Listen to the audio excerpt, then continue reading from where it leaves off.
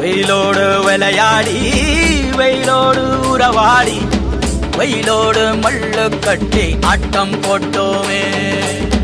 எண்டூரு நெறிவூரு கருவேலங்காட்டோரோ அத்தான சுத்தி சுத்தி வட்டம் போட்டோமே.